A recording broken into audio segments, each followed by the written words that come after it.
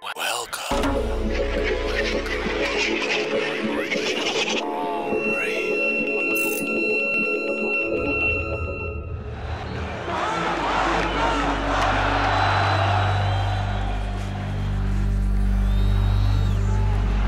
is het beste jongetje van de klas wat betreft de Arabische lente.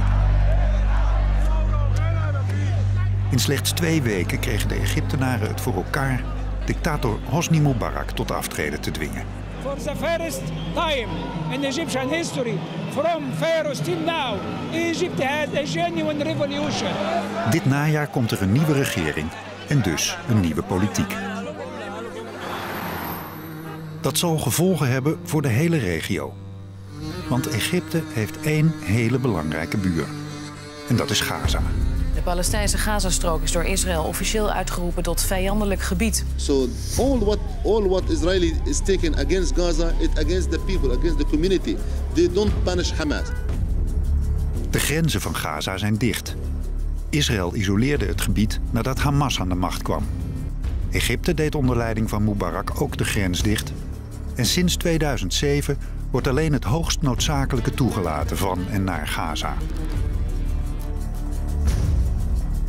De afgelopen jaren hebben de Egyptenaren en Palestijnen van het grensdorp Rafah op een geheel eigen manier voor de bevoorrading van Gaza gezorgd. Door ondergrondse tunnels worden allerlei soorten goederen verhandeld. Geïnspireerd door solidariteit met de Palestijnen ontdekten ze een winstgevende markt en verdienden ze meer dan ze ooit hadden kunnen dromen.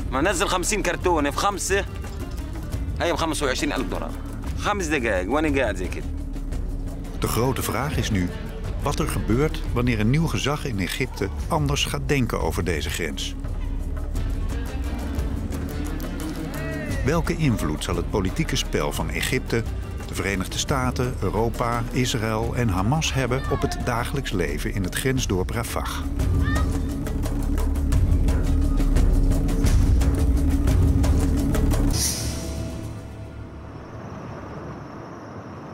Rafah ligt letterlijk en figuurlijk honderden kilometers van Caïro verwijderd. Ver weg van de hoofdstad is de revolutie voelbaar door gebrek aan gezag. De politie en beruchte geheime dienst zijn weggejaagd. Alleen het leger is er nog om de orde te handhaven.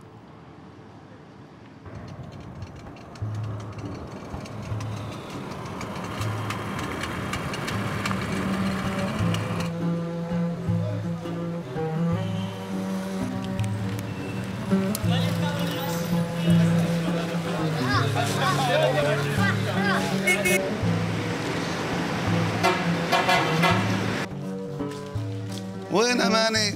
هلا سلمي علي تعالي سلمي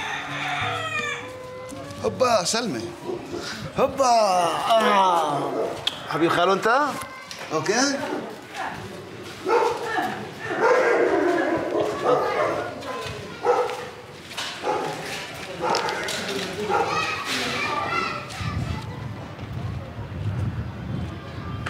استنى لا بس احنا ايه عشان في جيش هناك مصريين ممكن نشوف الكاميرات تتكلم. عارفين؟ لا شايفه انتوا خليك زمن تعال هذا المنفذ هناك شايف المنفذ وين؟ هناك المنفذ. هذا السور اللي في الاخر هناك كله هذا المنفذ. 3 كيلو من هنا المنفذ بين. هذا كل الانفاق هذا الخيام شايفها كلها انفاق. في نفق عين عندك بتاع 1400 عين مع طول الشريط بس هنا الاكثريه الاغلبيه هي في وسط البلد بس المنطقه دي يعني شحه شويه من الناس واللي بيوت فبتلاقي هنا في العمار اغلبيه الانفاق كلها في العمار هنا ومن تحت العمار ماشي برضه مسافات يعني بيمشي بتاع 1000 متر في انفاق كبيره طويله في انفاق مسافه قليله تحتينا في 3 هنا.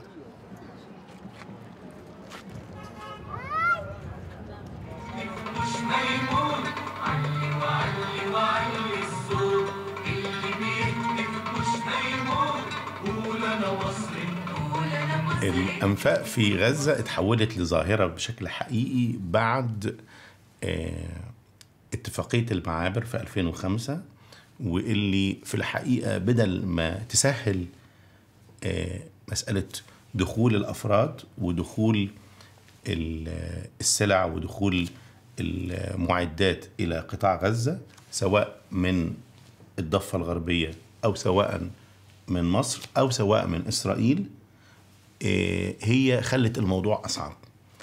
وفي 2006 في مجموعة من المسلحين الفلسطينيين كرد فعل للعمليات الإسرائيلية اختطفوا واحد من الجنود الإسرائيليين بقى مشهور قوي، اللي هو شاليط، جلعاد شاليط. ومن بعدها كمان ابتدت إسرائيل تزيد من الحصار.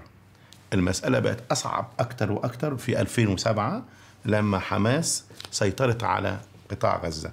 فبدل ما كان فيه 3 4 5 أنفاق ما بين رفح المصرية ورفح الفلسطينية، اللي هي بالضبط كده الحدود بين مصر وقطاع غزة، وهي طولها بالضبط 14 كيلومتر و2، يعني حوالي 14,000 متر. اتحولت المسألة إلى ظاهرة لدرجة إن احنا دلوقتي بنتكلم عن من 800 إلى 1000 نفق، يعني تقريبا كل 14 متر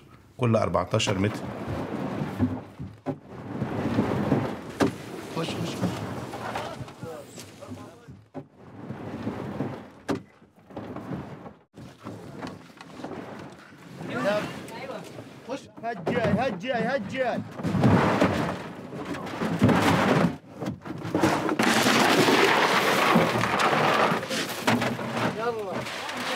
هذه الحصمة هذه تنزل من فوق علي.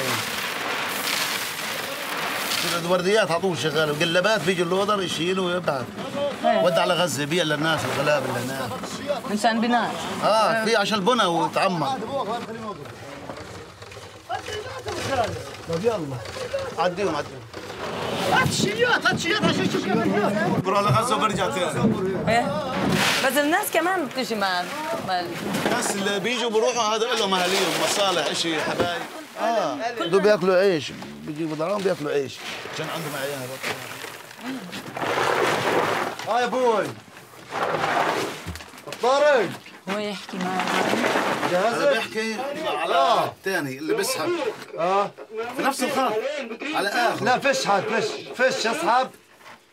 بقول له ما تعديش ناس عندي عشان الشغل. يا عم ماشي اسحب دقيقة. يلا يا حاج يلا ولا تحرك. ايوه امين هيا عليها ولا روح. هاي مشي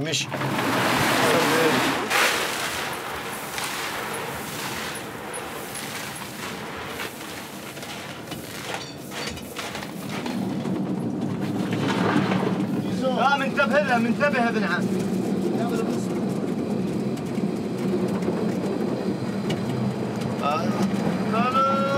خلاص هذا حياتنا، هذا بلدنا، اهالينا هنا. لما يجي بضايع اكل وشرب، بضايع حليب، شو اسمه، حاجات ثانيه بنوقف هذا بنجيب زبادي، شمانة، بامبرز، مش عارف ايه. كله بنجيب برضه من هذا. بس هذا يشتغل 24 ساعة. قول الحين بنروح بيجي التنين. ايوه هذا بروح يعني وبيجي غيره. الحين بنروح على الدار الساعة 12 ساعة. بيجي التنين من 6 لل6. اوف. الساعة 6 للساعة 6. 6 لل6. انت تشتغل كل يوم 12 ساعة. 12 ساعة. ايوه كل يوم 12 ساعة بنشتغل، بيجي التانيين بردك زينا 12 ساعة. حلو؟ انت بتحب الشغل هون؟ 100%. عايشين من ورا الاشي هذا، عايشين بناكل عيش من ورا هذا. وين بتبيت انت بتقول له؟ في الدار من بيت الصبح. فلسطين هناك، رفح فلسطين. وهو من فلسطين. فلسطين. والفلوس كيف يعني؟ والفلوس على هوا الدخل والمعيشة والحركة والرايح. بس النفق كمان غالي كثير منشان عمل النفق. النفق يعني تكاليف؟ بكلف النفق. بكلف مليون. كل متر 2000 شيكل. مليون دولار يعتبر. كل متر خشب. وشو الأجر يعني؟ أجرنا احنا أيوة. 100 شيكل 100 شيكل كل يوم؟ يلا عشان بس بند عليه ويشتغل. $100 ماشي؟ خلص يلا لكم حلواني مني. ماشي يا ابو نشوف. We mogen de tunnelingang in Egypte niet filmen. De tunneleigenaar is bang dat de exacte locaties bekend worden. Want nog steeds worden er regelmatig tunnels gebombardeerd door Israël. امبارح في الليل صاروخ من اليهود اجى من فوق الطيران ضرب الصاروخ على النفق كبير غويط عمق 30 متر. ماتوا 5 فيه. انت تعرفت عليه؟ ما هو جنبينا هذا النفق هنا قريب. اللي ماتوا ال5 هذول خلاص انتهوا. الله بعوض فيهم. اتدمر النفق وتدمر الخط. لسه بطلعوا فيهم مصدق مدفونين تحت الارض هذول. هذا كل الساعات.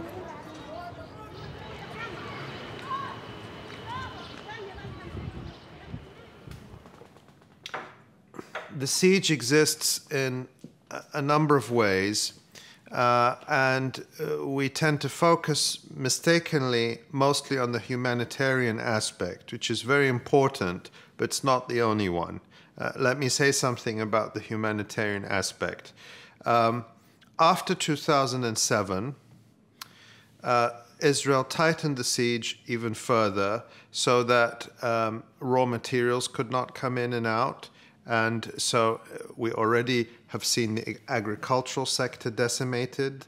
And then in addition to that, the manufacturing sector is decimated. So because people can't import and they can't export, they can't get raw materials and they can't export what they produce. So the net effect of that was a devastating economic decline in Gaza, where unemployment was over 40%, reaching 50%.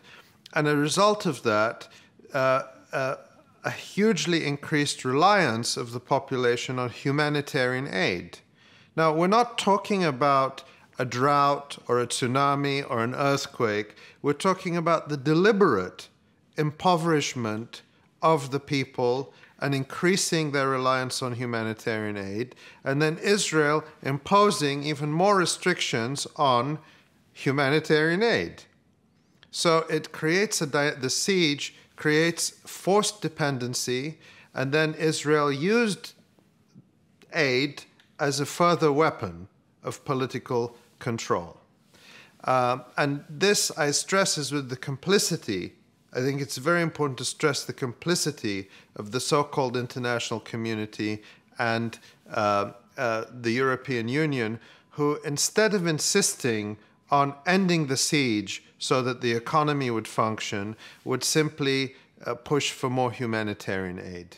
انت عارفه اتفاقيه 2005 اللي وقعها الاتحاد الاوروبي، اتفاقيه 2005 تفرض على اسرائيل وعلى مصر كمان انه معبر رفح ده يشتغل كمعبر تجاري، يعني تخش منه الصادرات والواردات، اوكي؟ لكن ده لم ينفذ ابدا. لم ينفذ ابدا. وبالتالي عشان تدخلي حاجه من مصر لازم تخش عن طريق معبر اسمه كرم ابو سالم.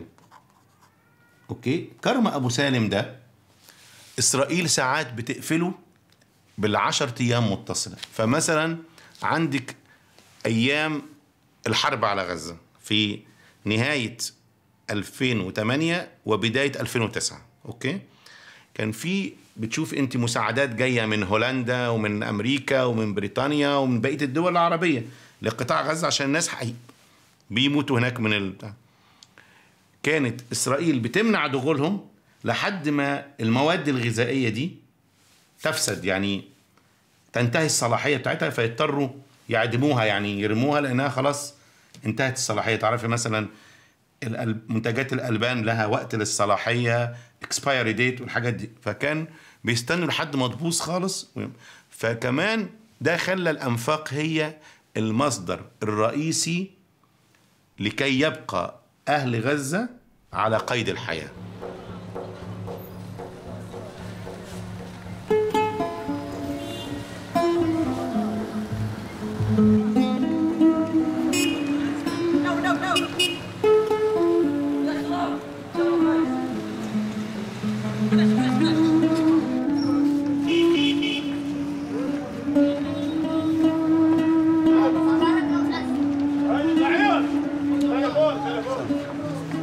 كيف حالك؟ اهلا اهلا. سمير مفارق. السلام عليكم. كيف حالك؟ ازيك يا باشا؟ يديك العافيه. الله يخليك، يديك العافيه. ازيك؟ ازيك يا شباب؟ ازيك يا صعيد؟ هنا بيلدينج، عماره وقعت في الارض، هبطت في الارض. هنا في خط ميه، ماسوره ميه، ووتر بايب، فجر بوم. هنا الارض في مفتوح تحت، مفتوح الارض تحت. في كتير مثل هيك حوالي في كتير، في كتير، شويه حوالي يمكن 10 15 بيت.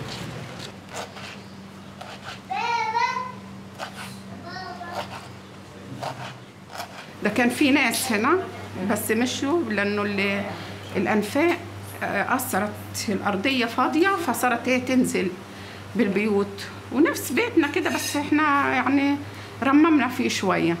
والله يعني قلق بالنسبه لي ولغيري، لانه المكان مش امان زي الاول. الارض تقريبا كلها فاضيه زي ما انت شفت، يمكن شفت انت وشفت اللي هي الحصمه اللي موجوده دي كلها من تحت الارض. عيون يلا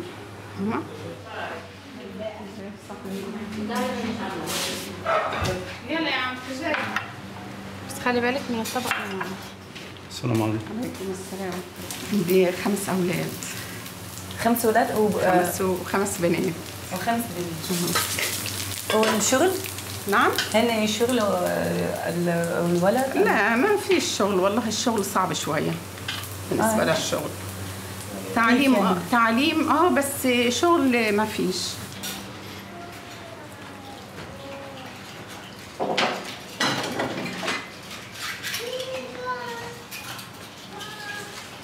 يعني مثلا الشباب دول ما فيش شغل، ما بس هو مبسوطين انه هو في مساعدات لمثلا اخوانهم الفلسطينيين وفي دخل في نفس الوقت. عهد مبارك لم يكن هناك اهتمام بالتنمية في سيناء، لم يكن هناك اهتمام ببناء مصانع كفاية، مدارس كفاية، مد مية النيل عشان يعمل زراعة هنا. كل ده اللي كان اسمه له اسم كده، اسمه المشروع القومي لتنمية سيناء، لم يتم تنفيذه.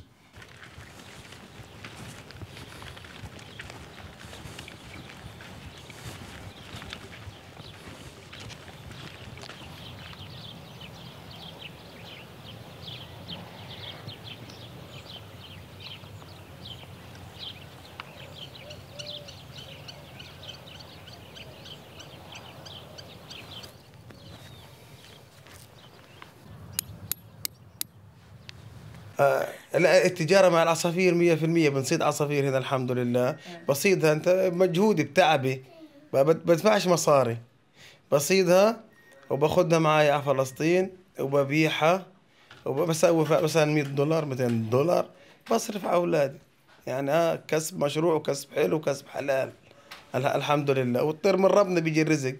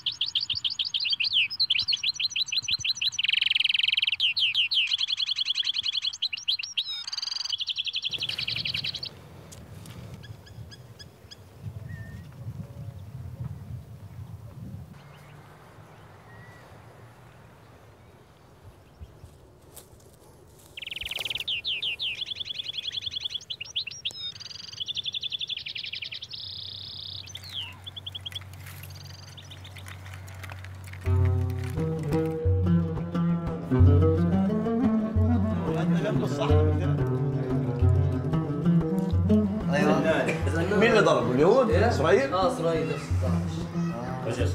لان رفح الفلسطينيه او قطاع غزه بشكل عام لما يبقى عليه حصار بيضطر انه يسعى للجانب المصري او رفح المصريه حتى يجيب المواد الغذائيه واي مستلزماته الحياتيه. احنا اهالينا هناك برضه، كل بيت هنا في رفح ليه اهل هناك. هي هوايه ومصدر رزق، يعني فيها نسبه. مثلا ما الاقي مثلا بده مليون ألف دولار بضاعة، بنروح شاري له بضاعة كذا نوع مثلا، بناخذ نسبة منه، فبصير معيشة حركة هنا وهناك، يعني هو بيرزق أنا أرزق. هذا خط فلسطين وهذا خط المصري. هذا بنكلم تعييننا فلسطين، وهذا المصري اللي هو عشان الإرسال وكذا. يعني أبويا كان صح، كان مهرب قديم، بهرب زمان لتعيين حماس وكذا. بس اتقلبت الدنيا عاد صاروا احنا اولاده، طبعا اولاده كل الناس زي كده، الاهالي اللي هنا عامه كلهم بياخذوا ابا ممارسه. لا ابوي الله يرحمه توفى، ابوي بقى له شهر متوفي الله يرحمه. هو كان بالسجن كمان اتحبس 3 سنين بسبب النفد، حبسوه المصريين بسبب نفد، حبسوه ظلم والله، كلها ظلم يعني، هنا اغلبيه الناس صراحه ظلم. ربنا يسهلها ان شاء الله. وهذا هي والحياة ماشية والدنيا عايشة.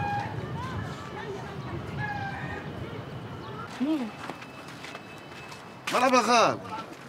الله يحييك خال. كيف؟ والله أنا في العريش. والله كيف الحال؟ كيف حالك؟ والله كويس؟ الحمد لله. أهلا وسهلا. سلامات. ليه ما تيجي العريش هناك طيب؟ إن شاء الله أجي لك، إن شاء الله أجي لك. إمتى أجي لك؟ في أي وقت يا أخي. مرحبا. أنت وين قاعد؟ والله في الشركة. Dov Weissglas, the advisor to Israeli Prime Minister Ariel Sharon at that time, who in 2006 said, our goal is to put Gaza on a diet. And it's chilling when you're talking about the captive population, half of them are children. Another quote that was in the WikiLeaks document, which were released at the end of August, one of the embassy cables that was a discussion between the Americans and the Egyptians about enforcing the siege, it says the American diplomat reports that Egypt wants Gaza to go hungry, but not to starve to death. Because starving to death brings too much attention. But we want to keep the people in a constant condition of hunger and deprivation and desperation. And that's the criminality that is ultimately behind this siege. فإسرائيل كانت عايزة تلعب الجيم أو المباراة كده هو ما تبقاش مرتاح، تبقى قاعد متضايق وبتعاني وعندك مشاكل كتيرة، أولادك بيبقوا عيانين مش قادر تلاقي لهم الدواء في المستشفيات، لكن يعني ما يوصلوش درجة إن هم يموتوا. نفس الحكاية، ما بيجيلكش الأكل اللي أنت عايزه، لكن في الوقت نفسه يعني في عيش خبز، يعني في الحد الأدنى يخليك يعني على قيد الحياة. السياسة دي اتبعتها فعلا إسرائيل، ومبارك بإغلاق معبر رفح طول السنوات اللي فاتت دي ساعد إسرائيل في إنها تنفذ السياسة دي. عليك استنى كمان ولا تدخل جوا؟ تدخل جوا.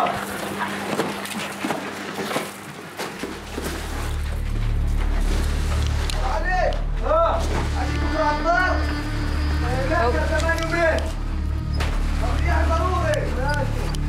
احكي مع الولد، احكي مع الولد معلي. علي معايا.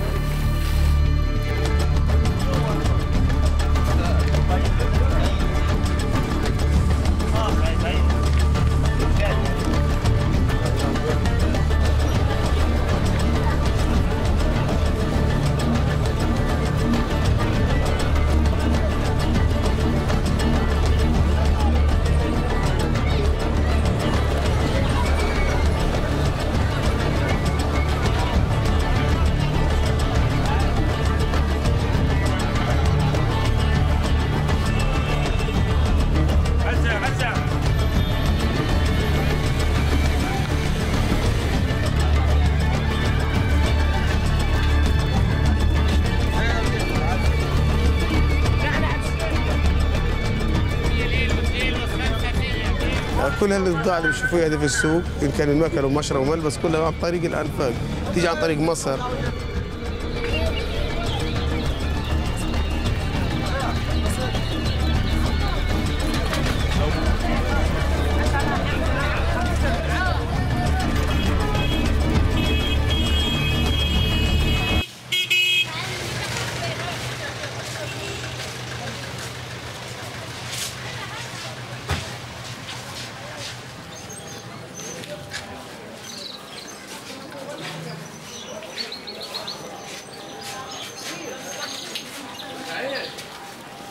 السلام عليكم، كيف حالك يا مدير؟ سلامات، كيف صحتك؟ هذول العصافير سبتهم في مصر وجاي ابيعهم. شايف كيف؟ عصافير مصرية. جيت عن طريق النفق. شايف كيف؟ قديش بيسوى عندك هذول؟ ناخذ 60 شيكل جاهز.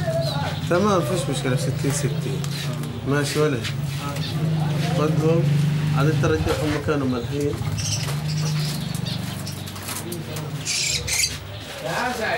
في عندك فيهم؟ نعم، في بجيب لك كل مصيد، بجيب لك ولا يهمك. في كذا يعني بتشيل كمية كبيرة؟ ولا يهمك، هذا ولا يهمك. ماشي ماشي، ولا يهمك. ايوه ماشي. 60 يلا شكرا يا مدير، بارك الله فيك. الله يحييك. بدك قفا. ماشي، يلا السلام عليكم. كود الصح لنا واحد عندنا جنب الصحنه بتهيألي. كود العابد زويد هناك وشو؟ المفروض العابد يجيب برضه. 2005 صار دخل الفلسطينيين هنا علينا، رفح الفلسطينيين او قطاع غزه دخلوا على سيناء. فتحوا الحدود. فتح الحدود، دخل كل الشعب الفلسطيني علينا هنا. تمام؟ وفي 2008 دخلوا علينا مره ثانيه. تمام؟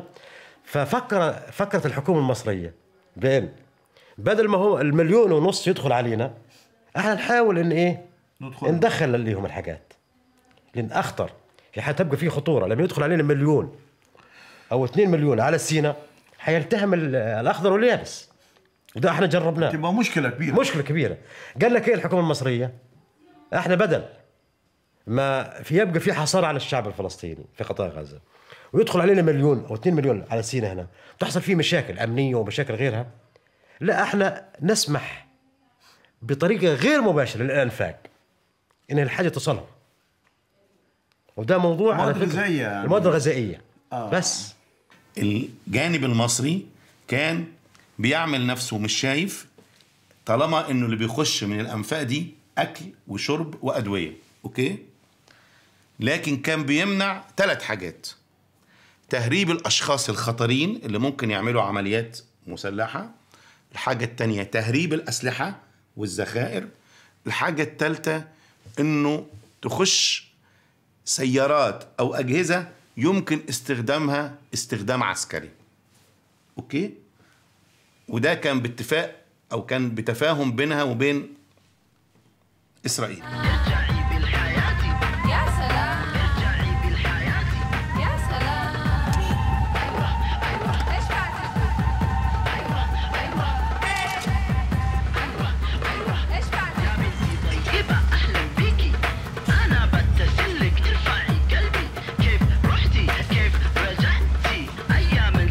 في سيجار عندك؟ الو، في سيجار مالبورو؟ هات علبة طيب بسرعة، يلا هات سيجار علبة.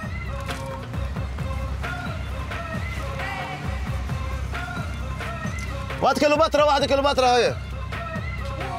1 مالبورو، 1 كيلوباترا، 2 تخلص ولا؟ 1 كيلوباترا.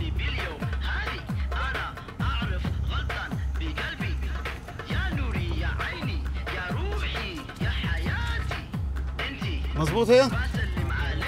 يلا فكر الله.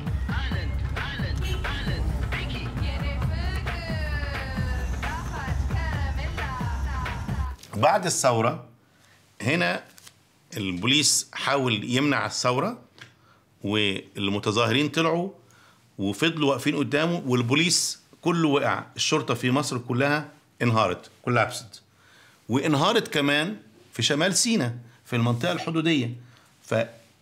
اللي حصل بعد الثورة إنه بقى في أحيانا بيدخل أشخاص غير مرغوب فيهم، وبتدخل أسلحة وذخائر من مصر لقطاع غزة أو من قطاع غزة لمصر، وبتدخل سيارات، لأنه إسرائيل منع دخول السيارات الخاصة، السيارات الصغيرة الملاك يعني أو التاكسي الصغيرة.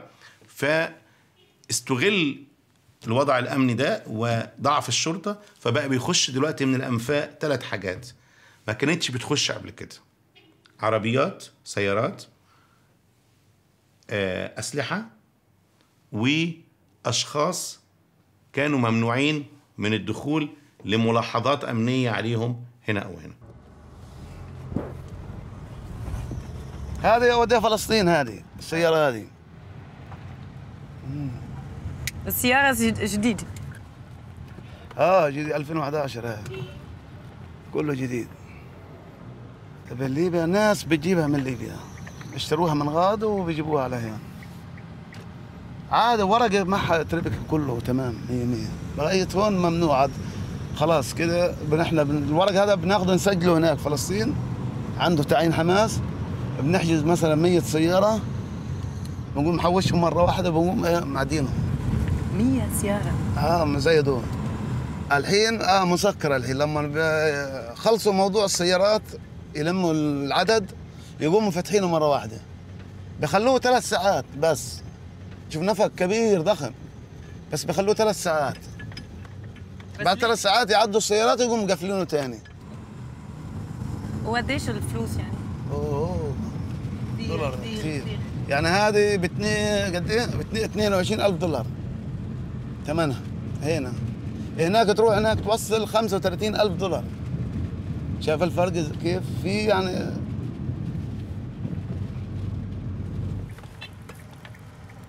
بس التجارة والتهريب مع العربيات كيف؟ صعب. حلوة تجارة، صعب بس حلوة، يعني فيها دراهم حلوة. بس ما في خطر مع الحكومة؟ لا حكومة بنمشي يعني معاها وهيك، سايبيننا يعني، هم سايبيننا براحتنا والله. هم قادرين يشدوا علينا ويمنعوا كل أي سيارة، بس عارفين يعني كله بترزق شيء هيك، بمشوا مصالح الناس عادي يعني.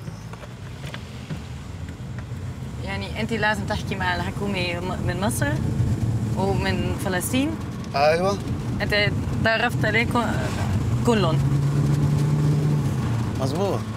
من هنا ومن هنا، لأنه في تجار هناك زي أصحاب لنا، نتكلم على التليفونات، خلاص بننسق، بنظبط الطريق، بنظبط السيارات، بنظبط الشغل كله، فهيك بيصير يعني. وكيف أنت تعرف عليهم؟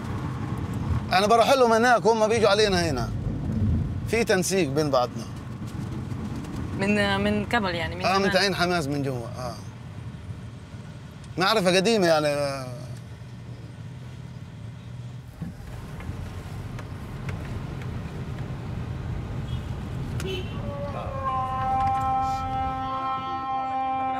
ابو العبد بحكي معاي بقول لي مش عارف ايش بدك. بقول لي بدنا ايانا نروح على الفرح. هتروح ولا مش هتروح؟ نروح الفرح كمان ساعة ساعتين هيك ونروح على الفرح. طب وش نعمل يعني؟ زي هيك. مش مخروج اساسا، انا بنروح عادي بنروح نكلم يمين. لا وين ولا والله بدك تروح يمين بتروح اساسا، فهمت كيف؟ على حس اننا نروح مع بعض. نروح على فلسطين هناك وتقعد هناك وتنبسط. احنا اتفقنا مع بعض وكذا، قلنا نروح مع بعض وهيك يعني عشان احس الراجل. لا نروح يا راجل، نقعد عنده نوجب مع الراجل. طب ماشي، احنا نروح نوجب مع الراجل، فيش اي مشاكل. ايوه تنقعد فوق ونروح ونشوف الدنيا هناك وش فيها.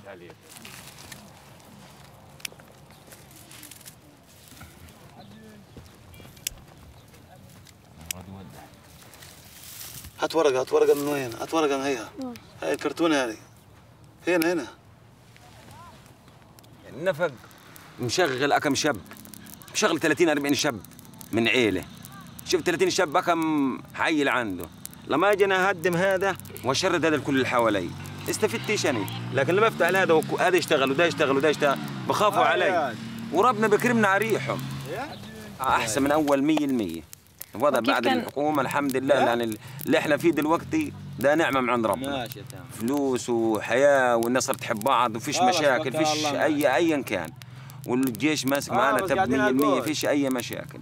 هو ايام اخذوا ابوه ظلم في ظلم، اخذوه بالليل وهو نايم، وكان كبير في السن، كان كبير في السن، عنده 65 68 سنه، اولاده هربوا.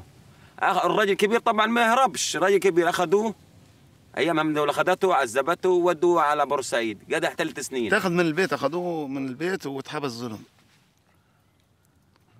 هو ما كانش اساس المشكله، اساس المشكله اللي هو احنا يعني اولاده، بس هم حطوا له القضيه كلها له هو، يعني هو اللي شالها هو اللي تحملها. اخر سنه فيها تعب، انشل اجره لسانه، قعد 2 شهرين هين مات. بس النفق كان لإلك؟ كان النفق فاحرين النفق للكل. هذا اللي صار. حبيبي ابوي.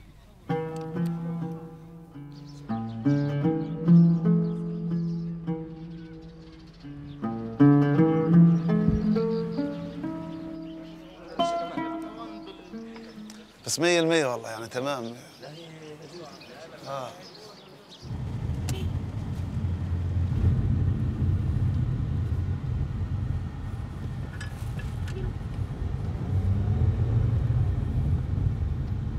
في عندنا بيت هنا نروح عليه، بيت هذا بيت لسه بيت جديد.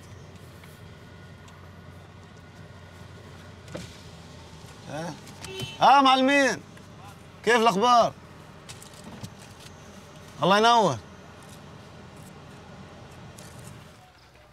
تقريبا خلص؟ كيف؟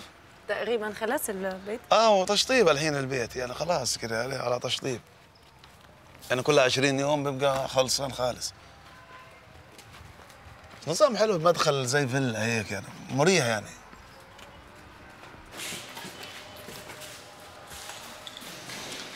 هذول لسه الديكورات والحاجات هذه والسيراميك، مطبخ وحمام وكل شيء.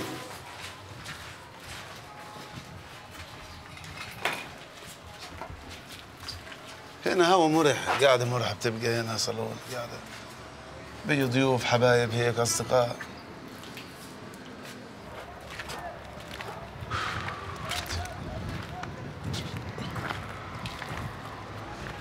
الهوا حلو، فضاء.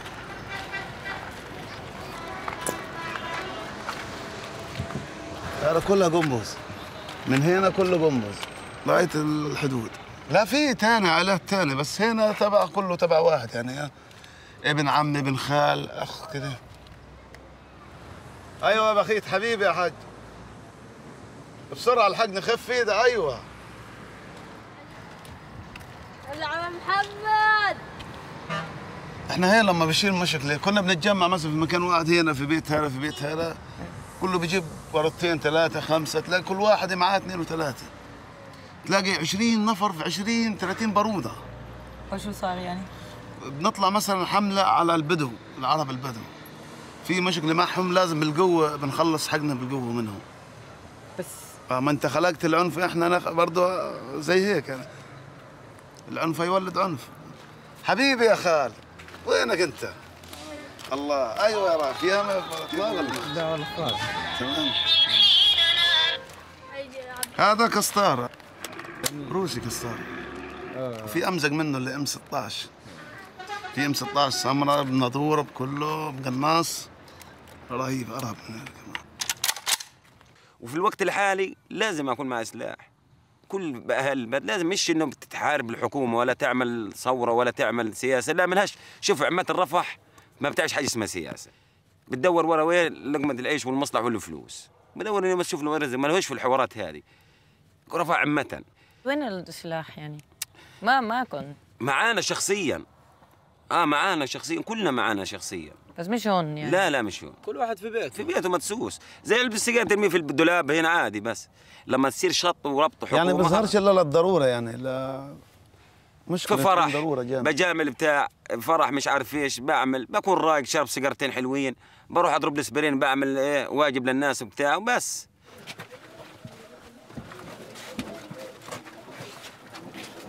انا واولادي رايحين نزور اهلنا، ممنوع نزور فبنضطر ننزل من تحت نروح نزورهم.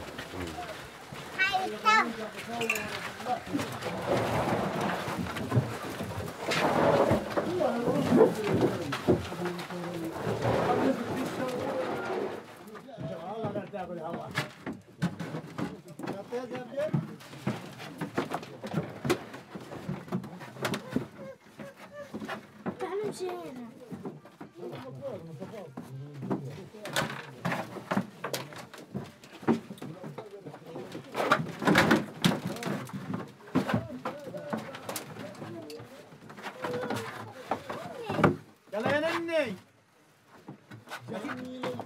طاع الشاعر داقات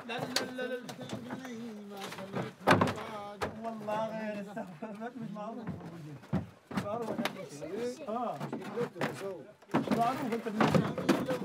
طاع الشاعر طاق صفرة ضرية صحيني بطلت تصيح بطلت تصيحي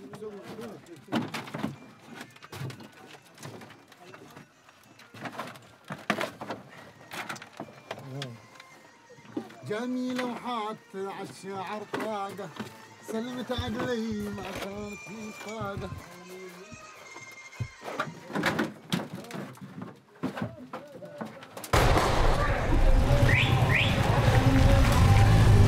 جاي بتسوي في الشارع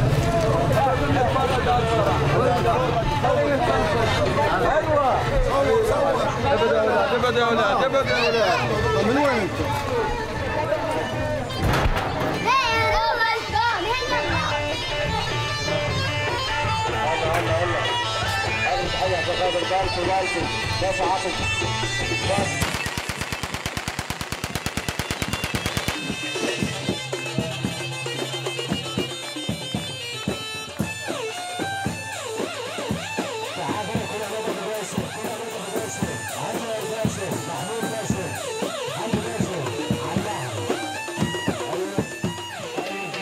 زيادة ونم على فرشين هيتبنى خلافنا معاه مفيش موضوع غير انه سلوك جاني حبيبي او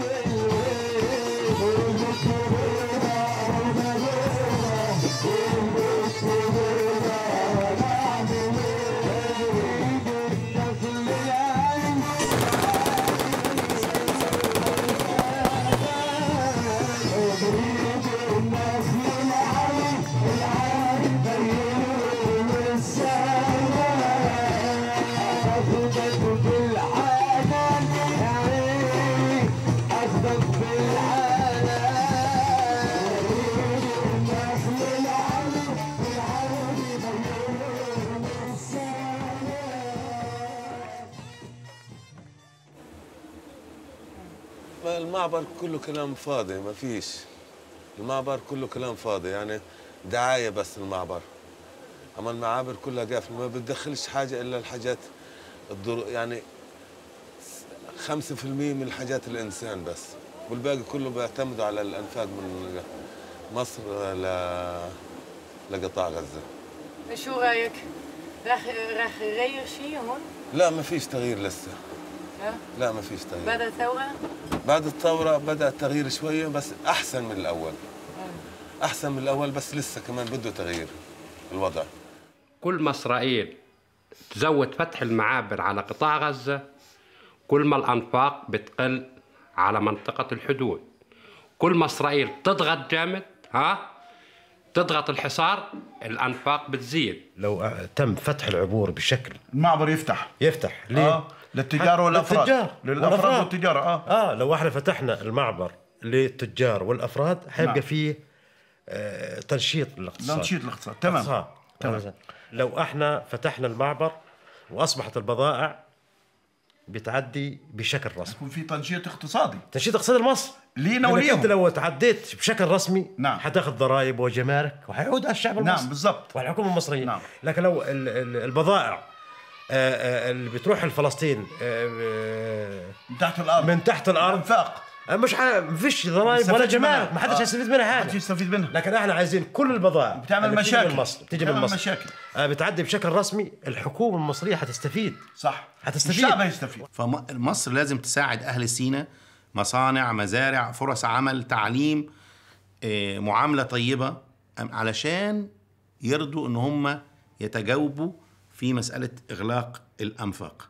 اوكي، كمان اسرائيل لازم عليها هوم وورك لازم تعمله، تبطل تقتل وتعمل حرب على اهل غزه، لانه اهل غزه واهل رفح هم قرايب من نفس القبائل تقريبا، هم ما كانش في حدود بين مصر وغزه، ما كانش في حدود بين مصر وفلسطين التاريخيه، عشان كده دول كلهم اقارب، ده ابن عمه الناحيه التانيه، وهو فلما تبطل تعمل القتل ده، كمان هيبطل اهل رفح المصريه واهل سيناء يبقوا عندهم غضب من اسرائيل، يبقى عندهم استعداد رغبه ان الانفاق دي لازم تفضل كنوع من انواع العقاب لاسرائيل.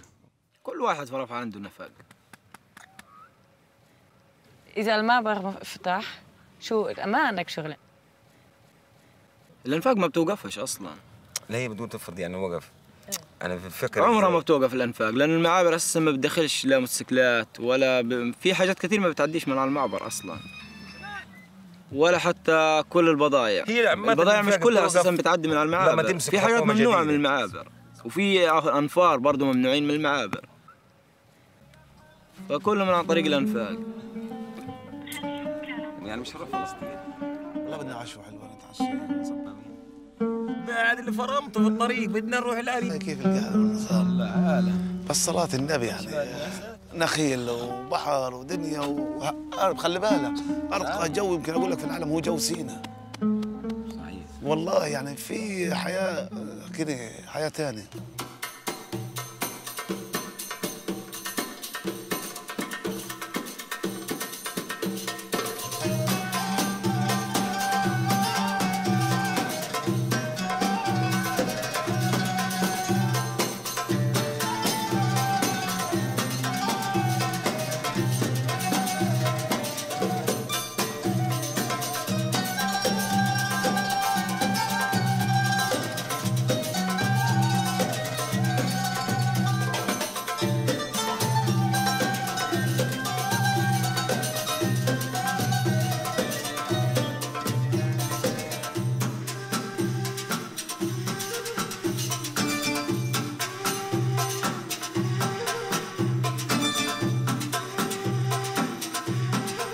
Thank you for watching. For more on this subject, take a look at the playlist. You can also watch this recommended video. Don't forget to subscribe to our channel and we'll keep you updated on our documentaries.